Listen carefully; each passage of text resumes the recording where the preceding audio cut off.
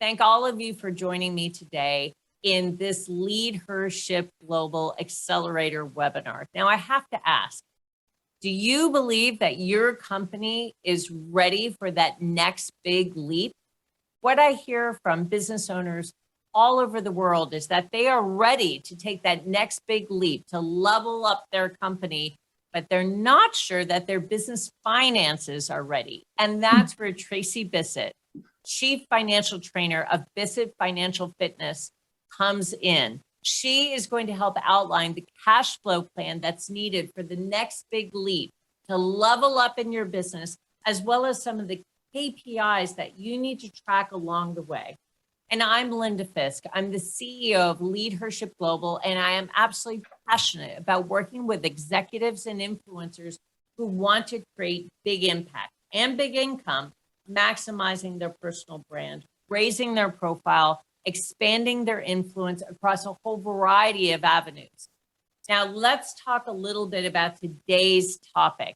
As the Chief Financial Fitness Trainer of Bissett Financial Fitness Incorporated, Tracey Bissett educates and empowers individuals, notably young adults and entrepreneurs, to take control of and live their financial lives with confidence. As a former executive of TD Bank, one of Canada's big 5 banks, Tracey has worked with and in support of thousands of individuals and entrepreneurs to secure the kind of financing that they need. This hands-on experience, coupled with her formal financial education with a master's in business administration and chartered financial analyst designation, positions Tracey uniquely to coach about all things money, which is just amazing. But before we jump in, let me also just tell you that Tracey is also a full-time professor in the financial services faculty within the Business School of Centennial College. She leads speaking engagements and is the executive producer and host of Young Money podcast, all focused on increasing financial fitness. Tracey was named the Silver Award winner for the IFSE Institute Award for Financial Literacy through the Wealth Professional Awards of 2020 and Bissett Financial Fitness Incorporated, a Worldwide Financial Awards 2020 winner. So obviously we are in good hands with Tracey Bissett. Tracey, thank you so much for being here with us today. Thank you, Linda. It is really my privilege and pleasure. I'm going to bring up my slide deck so we can get going right away and jump right in, because these are topics that are very near and dear to my heart. So today we're going to be all around the next big leap. Is your business financially ready? And so excited to be here. Linda read out my bio, and so you know a little bit about me. This is my dog, Rosie. She's my sidekick. So in addition to helping people with their money, we volunteer as a therapy dog team and spend some time with seniors. Ever since I was a little kid, I have loved money. I learned at a very young age how you could use money as a tool to get the things that you wanted or the experiences that you wanted. And so I've been very rational and unemotional about money pretty much my whole life. And so I like to impart that and pass that on to those that I work with. And so today we're going to talk about the nuts and bolts and how that kind of plays out in your business and how to know whether you're ready to take that next big leap. So today we're really going to cover why cash flow is so critical to your growth, how to plan as you level up, and certainly what are the KPIs or those key performance indicators you need to start tracking and monitoring so you can measure your progress along the way. And it's important from a few standpoints, not in the least, is as you look to secure access to capital, increase your access to capital, you certainly want to be able to understand how a lender is assessing your business, because they're going to be a huge partner for you as you continue to level up your business. And so why is cash flow so critical to your growth? If you think about a car, you can't go anywhere unless you put gas in it. Your body doesn't work if you don't have any oxygen. So cash is really the lifeblood of your business. And everyone thinks if I just sell more, if my business grows, everything really takes care of itself. But what happens is that, especially if you're in an industry where people pay you later and you have those accounts receivables out there, the more you grow, the bigger those receivables grow. If you're selling a physical product, the more you sell, the more inventory you need to have. And all of that ties up your cash. If you imagine it in little piles on the floor of the inventory or on that list of accounts receivable, and you need that cash to keep coming along to be able to support that growth. And so think about every time you're making an investment in inventory that it truly is an investment of your cash. And without that cash flow coming in regularly, you're going to have challenges. Also, really tangential to this is that you got to have access to credit.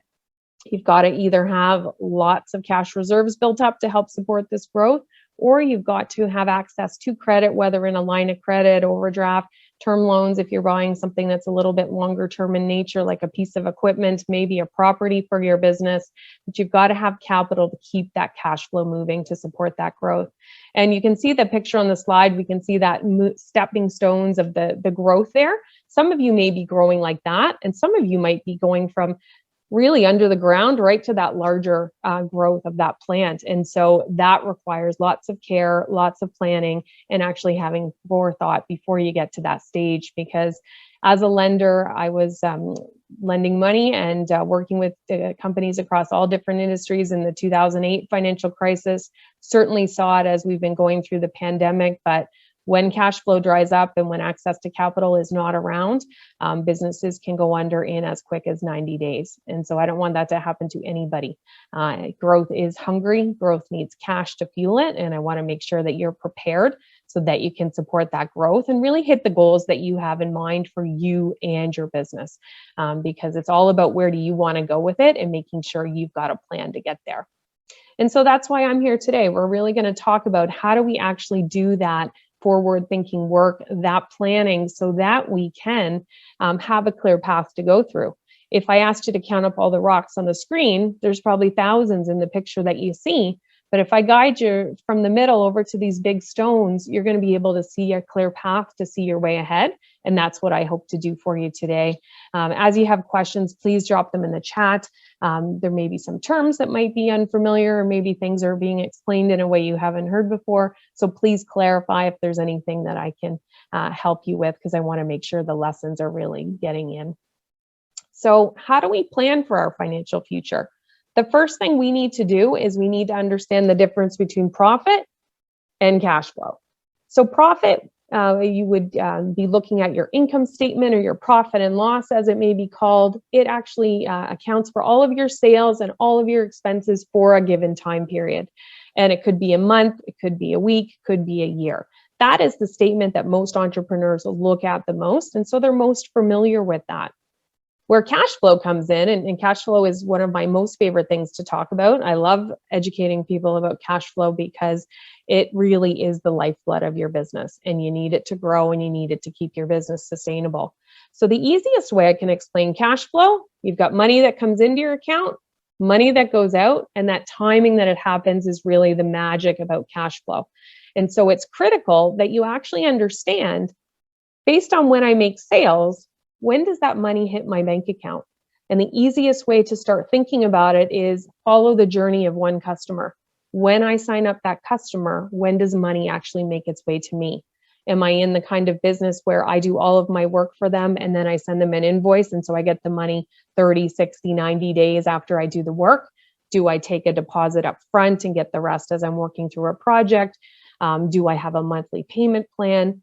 Think about what your business looks like and make sure that you understand how that translates from going from the sales to that actual cash that hits your bank account.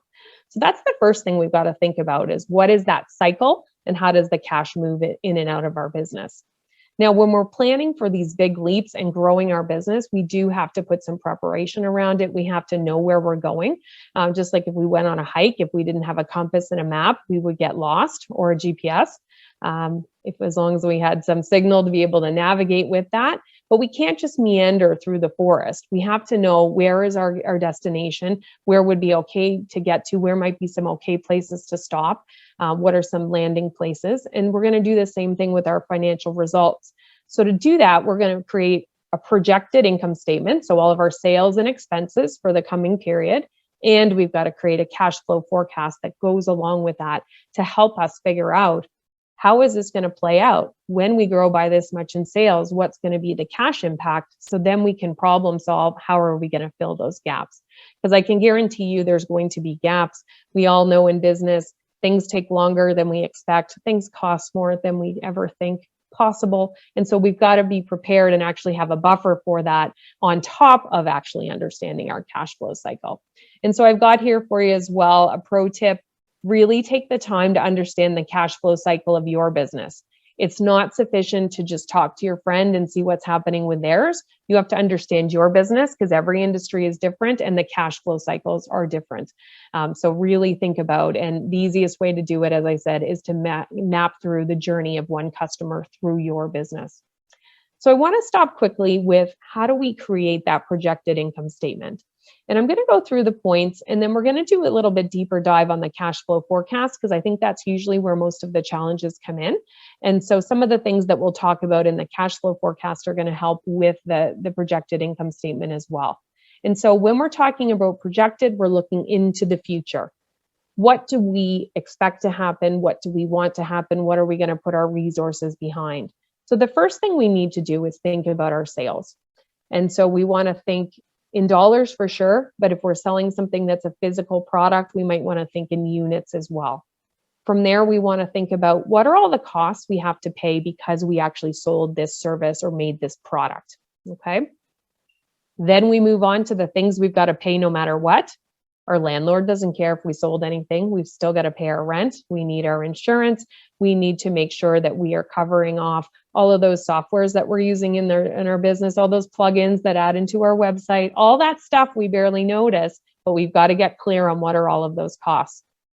When we take our sales minus our variable costs and those other expenses, we're going to be able to figure out our potential profit and our projected profit.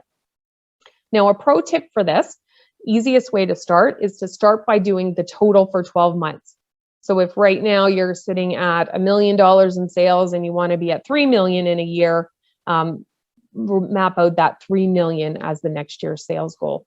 And so whatever your numbers are, everybody's at a different level, and it only matters what your numbers are and that they're relevant to you.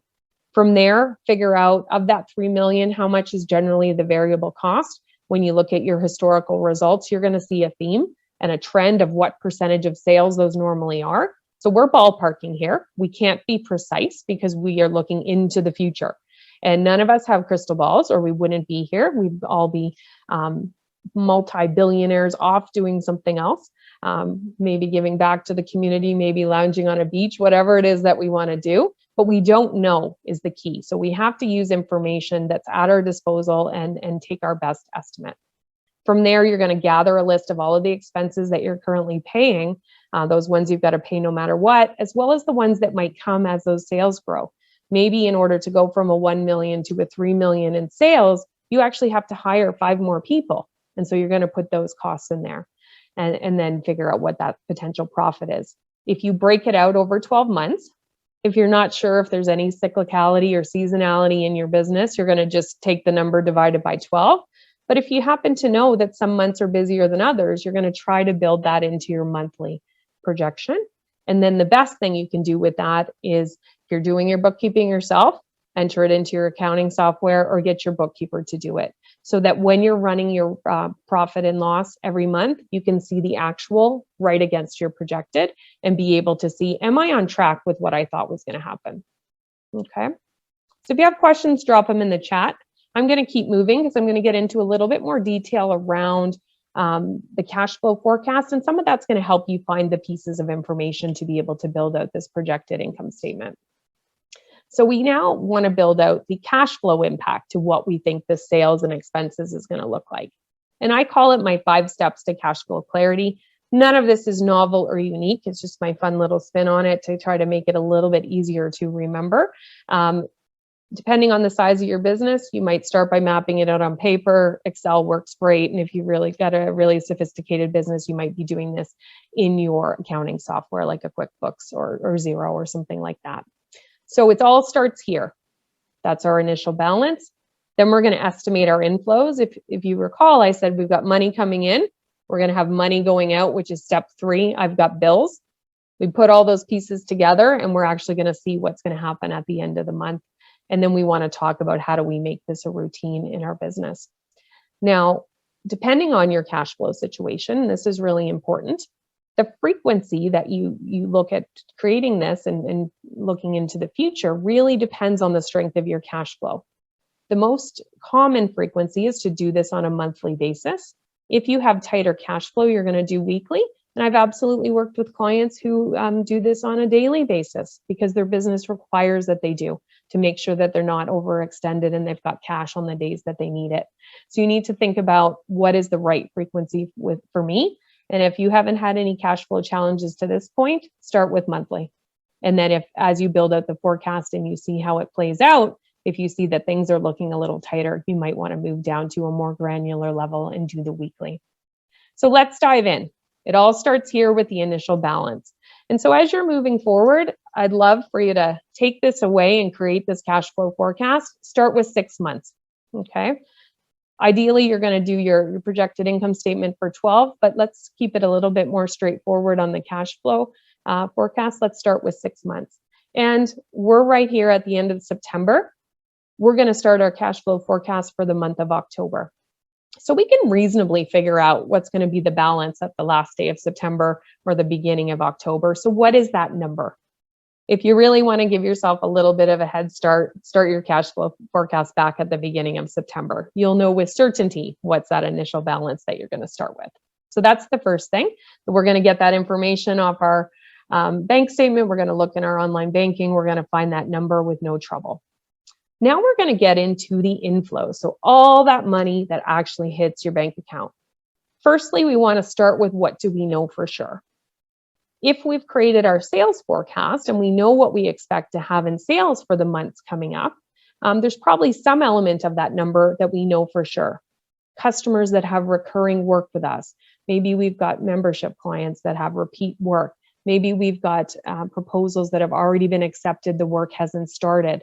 So we'll have some certainty around some of that sales number. Then we're going to have some stuff in our pipeline. What do we expect to happen? And we probably want to assign some kind of probability to those. When we've got them in our forecast, we may keep them there from a sales perspective as goals and things that we're aiming to hit. But from a cash flow perspective, when we're thinking about how much is actually going to come into our bank account, we want to be a little bit conservative.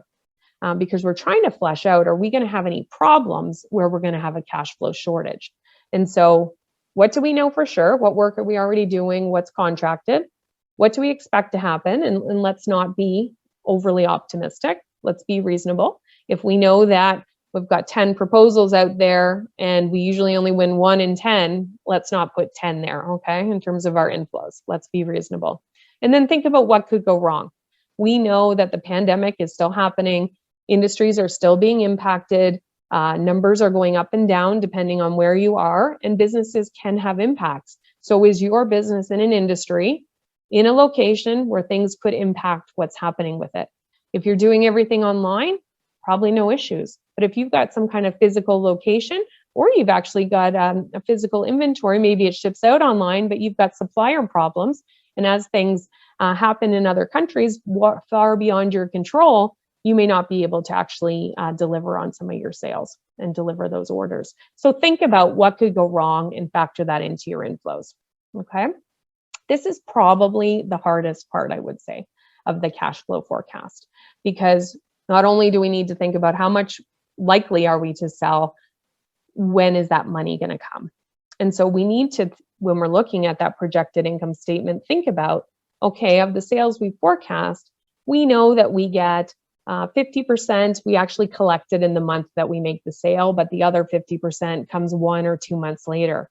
We need to show the money on our cash flow forecast just in the month the cash hits our bank account. So we're going to have that time delay. And that's why I was saying it's so critical that you understand the cash flow cycle of your business, because my business is different than everybody else who's watching this. And so you need to understand yours. If you get payment up front before you start any work, it's super easy. You take whatever you got on your sales forecast and plop it in the same month. If you know you work with different customer bases, if you work with some corporate, you work with some individuals, you're going to show that timing difference. Especially the corporates, they've got longer payment cycles just by virtue of their payables processing. And so you're probably going to have a 30, 60, 90 day potentially delay. Okay, so think about, when does that money hit your bank account? And if you're trying to visualize it in your head, think about an Excel sheet. You're going to have the months across the top, all of these items down the left-hand side. And so for the month of October, you're going to show 50% of the sales from October, maybe 25% in November, and 25% in December. So really think that through, and how does that show up for you? Now we've got to talk about our bills. And I call it, I've got bills, estimate the outflows. My nephew, he has this song he loves by Lunch Money Lewis, Bills, and it's very catchy. It's one of those songs you cannot get out of your head. Only listen to it if you don't want it, if you want to hear it over and over again.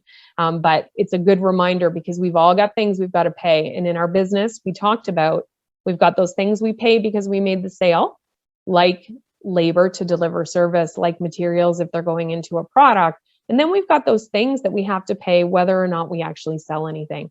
So our rent, our insurance, those kinds of things. So start with, what do we know for sure? We're going to gather this information from our accounting software, whether it's our bank statements, whether it's our credit card statements. Our bills are pretty current, and they're pretty repeatable for the most part.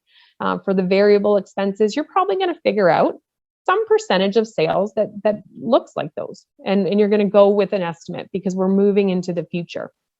Obviously, the further we go into the future, the more fuzzy it is. But for a lot of our bills, we have certainty. Our rent is X amount every year or every month. Our insurance is this month, whether it's once a year or we're paying it monthly. We pay all those subscriptions on our computer. This section is actually quite easy, but it does take some time to find those numbers. But you have the resources at your disposal to go and get those numbers, whether it be accounting software, bank, or credit card statements. Now we've got to think about, what do we expect? If we're increasing those sales, what expenses are going to go up? If we've got a business where we physically produce inventory, are we going to have to rent another warehouse? We're going to need to be factoring in that cash impact because we're expanding. We're going to need to think about, are we going to make different arrangements with suppliers? Potentially, because of our increase in our purchasing, we're going to be able to capitalize on some quantity discounts and actually make larger purchases, but that's actually going to draw more cash flow out of our business. And so we've got to actually think about how that's going to play out. And then we need to think about what could go wrong. Do we have some old pieces of equipment that we've been hanging on to? Even computers, I hear this every day from clients. Oh, I was hoping my computer would hang on just a few more months, and unexpected expenses are going to happen. So there's some things that you know, and then you're probably going to put in some kind of buffer of things that you're not aware of. I already mentioned it, but what about people? In order to move from that one level of sales up to the next level, how are we going to do that work? How are we going to make sure that that's a smooth experience for our customers? What is our hiring plan? How are we mapping that out? And so with our outflows, we want to make it very aggressive in terms of putting everything that we can possibly think of, because we can always scale back and not pay those expenses, but we want to see, according to our plan, what does this really look like? And the goal of the projected income statement, our sales and expenses, the goal of the cash flow forecast is to show us, are we going to have any potential obstacles or pitfalls? And if we do, then we can plan in advance. When I was a lender, I used to tell my clients, if I come into work today and you were overdrawn on your bank account, I'm not going to be able to pay those checks, or we're going to have a problem. And that is really damaging for the reputation of a company. That decreases the credibility of them in the financial institution's eyes. If they came to me 1 week in advance and said, you know what, I've done a cash flow forecast and I see that we're going to have a problem over the next month because our sales are growing so quickly, we'd like some support in terms of increasing our line of credit or setting one up in the first place to be able to help us through that growth period. That you can do all day long, and lenders will be happy to examine those kinds of requests. But when it comes unexpected, it definitely shows that you weren't expecting it, you weren't thinking about it, and it actually brings into question your ability to run this business. And who knows what's going on and how effective is that really happening. So spend the time, try to figure out to the best of your ability these numbers. And they're only as good as the time you make them. You're going to tweak them over time as things carry on, because you're going to learn more information.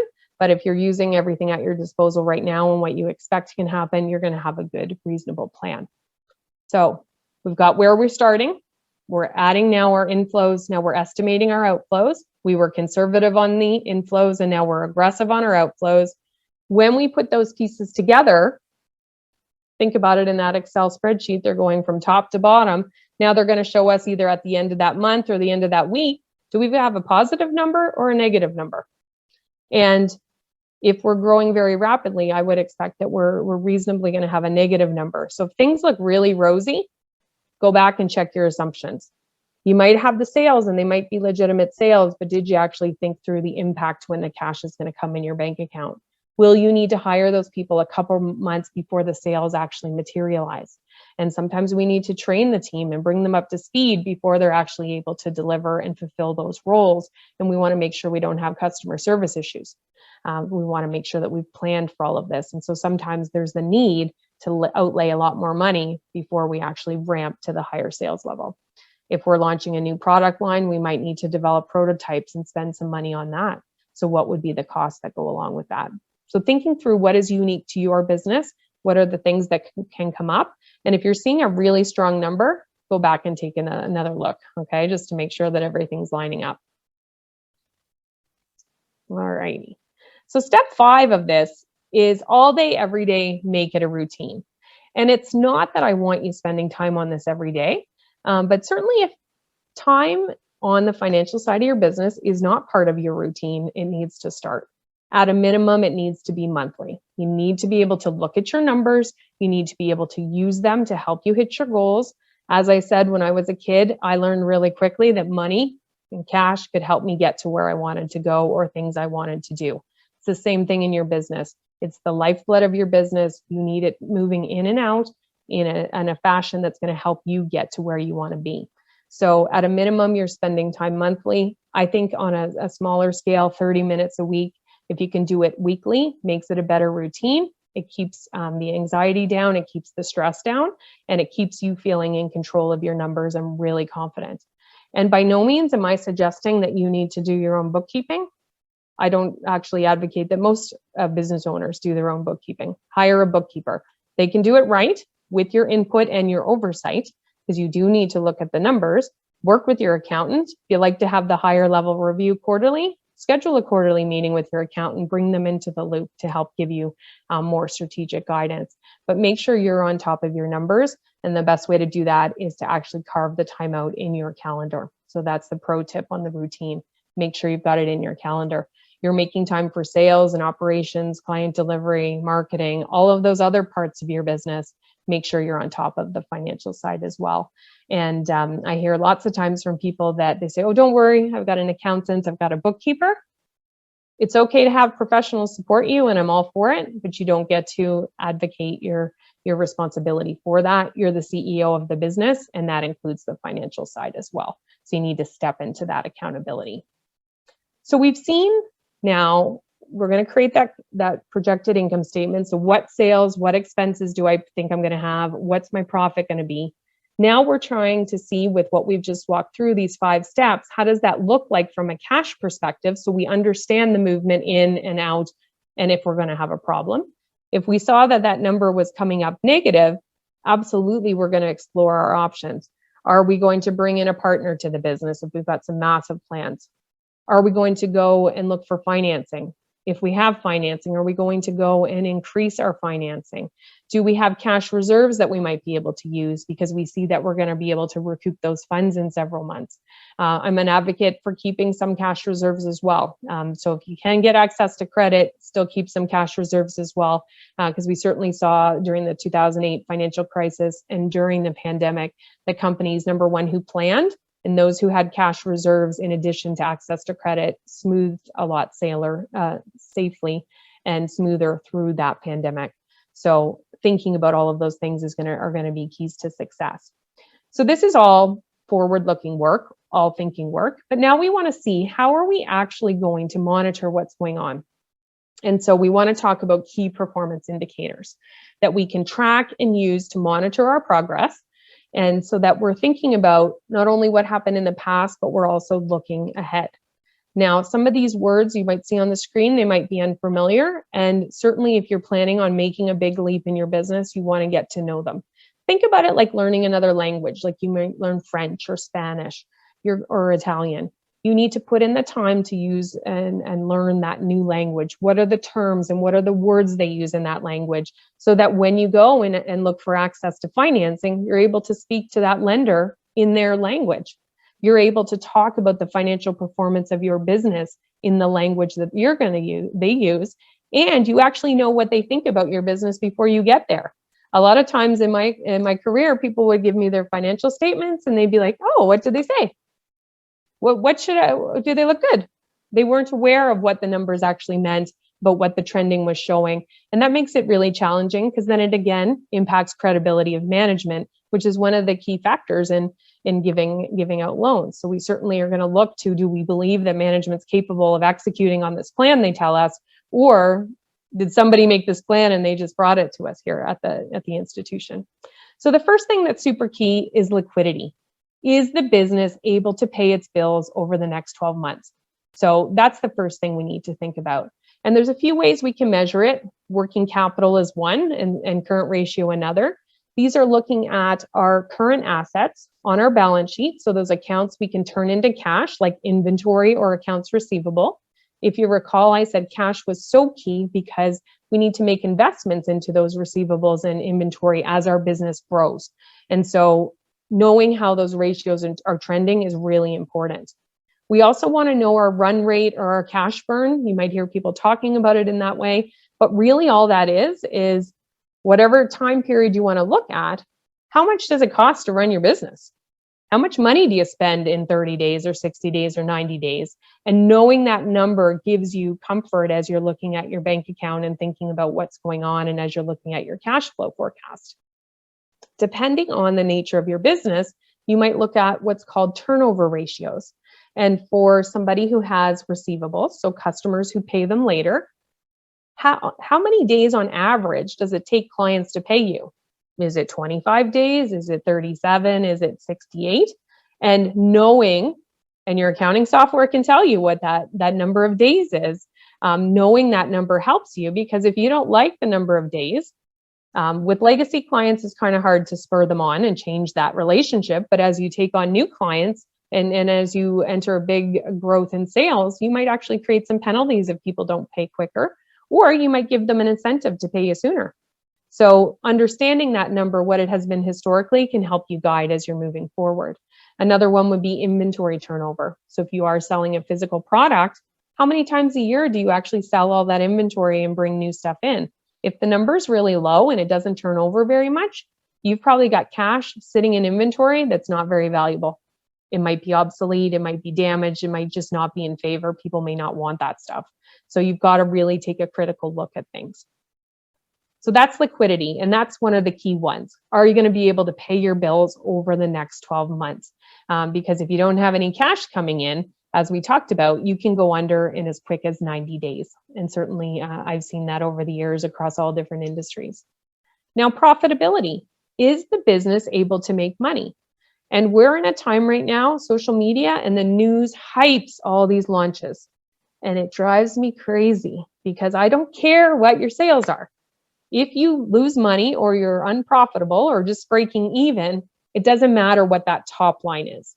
And so people might talk about top line growth, that means sales, but let's focus on not only sales and sales growth, because we need to understand how much our sales are going to grow to be able to understand the investments we're going to need to make, but we really need to focus on the bottom line. So after we pay all of our expenses, how much money do we actually make? Because then that allows us to see, can I get my steady paycheck? Am I going to be able to make reinvestment into the business? If I happen to have shareholders, am I going to pay them dividends? All of those kinds of conversations start to come up. But if you don't know if you're making money, that's a problem. So we need to make sure profitable first. And I would say 85% of the clients that I work with directly, they're not getting steady paychecks. They're very unprofitable, and most of the pricing is unprofitable from the get-go, because they haven't actually sat down to think about, how do I make money on what I'm selling? Okay, so it's great to focus on the top line, but make sure as you grow that you're going to be profitable, and that you're profitable before you start out. And it is a myth that if I sell more, I will be profitable. You've got to actually dig into the numbers and make sure that you're going to make some money. The other things we need to think about are conversion ratios. How many clients does it take you to talk to actually convert to a sale? And so that's a really good one to predict your future behavior. Because if you know it takes 100 clients to convert 10 to sales, you're going to be able to work backwards to figure out how many conversations do I need to start having with people, or how am I going to be able to target the right number of people? Also, who's in your pipeline? Are you regularly bringing people into that pipeline to make that happen? Okay. And so those are two key ones. I've got two other groups I want to talk about. But the pro tip here is to make sure that you choose relevant KPI to your business. If you are a service-based business, you don't care about inventory. You're not going to be looking at any inventory turnover ratios. You need to focus on what is really relevant. If you don't allow people to pay you later and you don't have receivables, there's no need for you to concern yourself with how quickly your receivables collected. And if it's a really small percentage of your business, don't bother. Bring your focus in on the things that really drive the needle and the results for your business. So make sure that they're relevant. You can take a standard list of KPI from somebody, but then you need to fine tune it to what works for your business. So a couple other ones that are key. We want to talk about solvency. So is your business able to meet long-term fixed expenses and actually accomplish growth and expansion goals? So here, as I've been talking about the need to secure financing, that's going to come one day or another. It's going to happen. And you certainly need to be very mindful of when an outsider looks at your financial results, what they are looking at. What are they seeing from a debt to equity perspective? When this business was created, was it all funded with debt, or is some of the shareholders' money in there? Is profit being retained year over year? All that's really important. Debt service coverage, or another way to say it, fixed charge coverage ratio. Is this business making enough money to pay all their principal and interest obligations? So whether it's a mortgage, a term loan, all of those kinds of things. So that's really critical. Anybody looking to lend you money that's going to be repaid over time is going to check for that. Final one being interest coverage. Does this business generate enough money to be able to pay all of its interest payments? Lenders, again, going to look for that. Another one that can be helpful, especially as you're scaling, is around productivity. Are key numbers by employee known? So a lot of times this may not be something that you know right now, but it's going to be something that you start to track so that you can use it to help as a guidepost to make decisions. So revenue by employee, profit by employee. You might develop some metrics in your business where you say, when I get to over 200,000 per employee, I add another one. And you might develop some kind of rule of thumb that you use within your business. Same goes with profit. So that can help guide you. And those are really easy numbers to come up with, because if you've got your financial statements monthly and you know how many people work there, and usually you're going to measure on total employees, not just sales focused employees. So whatever your benchmarks are, figure out that baseline and then figure out how you might make decisions. But those are two key ones you can start with. And then there may be some other industry specific numbers that are really relevant for you. Could be something around quality. I know people in the education space, they like to really focus on how many people graduate from our program, like actually all the way make it through. What's absenteeism? So there's probably some things in your industry that's really relevant. So a couple of pro tips. You want to pick not only leading indicators, so things that can help us as we move forward. So thinking about what are the number of consults I might need to have or conversations in order to be able to get that conversion, or thinking about your cash flow forecast, what number might I need for cash, but also those that are lagging that are usually the ones more readily at our disposal. But if we can see that absenteeism from a program that we're running is a leading indicator of people not being happy, and then word of mouth spreading, and so us getting less customers in the future, that's important to keep our eyes on. The other thing that can help you as well, if you are already borrowing or you're going to start borrowing with an institution, they can actually secure from you or for you from their institution industry benchmarks that can really help you pinpoint where am I supposed to be for my sales level in my particular industry. So don't be shy. Develop a relationship with your banker, get them to provide you those industry benchmarks. And so when I work with my clients, I'm sharing those details for them. Obviously, the bigger industries are easier to access the information, but there's thousands of those individual industry codes so that you would know, and not that you're going to hit that number right away, but you have a place to gauge your plan, to move towards, that you've got a goal that you're working towards. So a couple of pro tips there in terms of what to look for. All right. And so we've talked about why cash flow is critical. We want to make sure that we're fueling the growth engine. We want to make sure that we're not going to hit some level and then sputter out and our business is going to fold because we've taken on too much growth. We've talked about how can we plan for that from a sales and expense standpoint, and further to that from a cash flow planning perspective. And while we're doing that, if we see we've got problems, we're going to be able to brainstorm, whether with ourselves, if that's something we're comfortable doing and figuring out the right options, or you're working with a lawyer, financial planner, you're working with an accountant, bookkeeper, financial coach to help you figure out how am I going to bridge this gap so that I can actually hit the goals that I want to. And then we've talked about those KPI to help you not only track and monitor your progress, but to give you somewhere that you want to work towards. So certainly lots of information covered, and would love to hear if there's any questions right now, or certainly please do feel free to reach out to me. LinkedIn is the best place to reach out to me. So Tracey's got an E and Bissett has 2 S's, 2 T's. As you can tell, I love talking cash flow, business finances, and certainly all around financing. So happy to entertain any questions now or later for those who have things come to them after the fact.